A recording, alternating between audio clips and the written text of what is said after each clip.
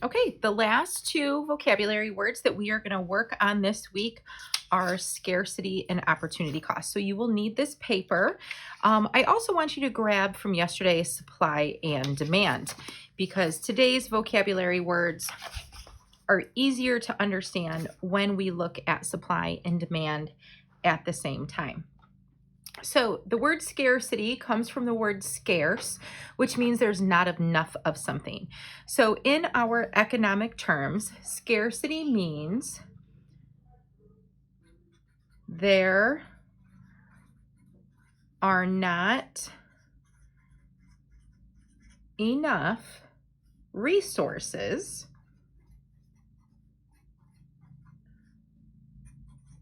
to satisfy all the wants of consumers. Okay? There are not enough resources to satisfy all of the wants of consumers. So let's take a look at the important words in there.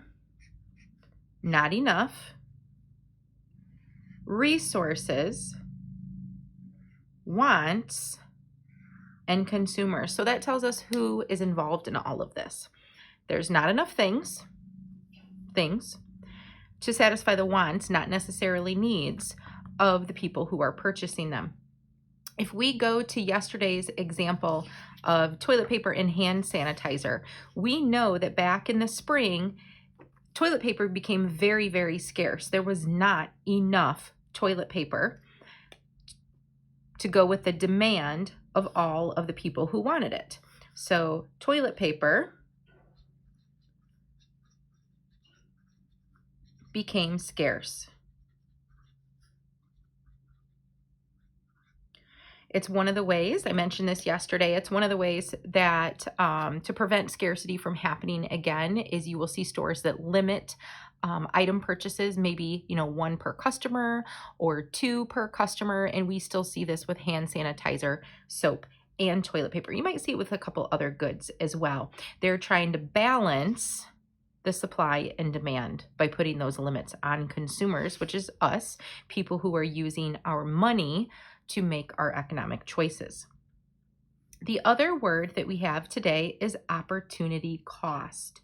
Now, opportunity cost is what a person gives up when they make a choice. So, what a person, or I should say consumer, gives up when making a choice. Okay, so again, let's look at our words here. What are the important words? What a consumer gives up when they make a choice. Now, you might be thinking, well, Mrs. Watka, I don't understand. If I wanted to spend my money, how am I making a choice about something that I don't want? Well, money is limited.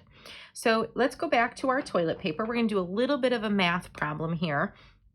Don't worry, you don't have to do the work. I will do all the work so that it's easier to understand.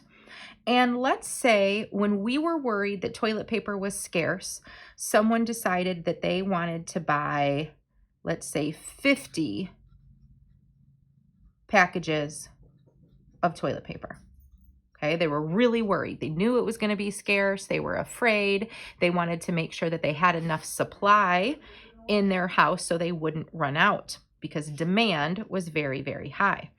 So they bought 50 packages of toilet paper, and the packages were about $10 each. I'm doing this to make the math easy. So what the person actually spent on the toilet paper that they really wanted was $500. Okay, so because they chose to spend $500 on toilet paper, they no longer can use this $500 to purchase food or clothing or other items. They had to make a choice.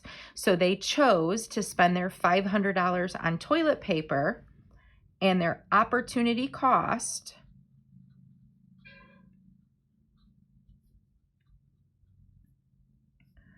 was $500 less.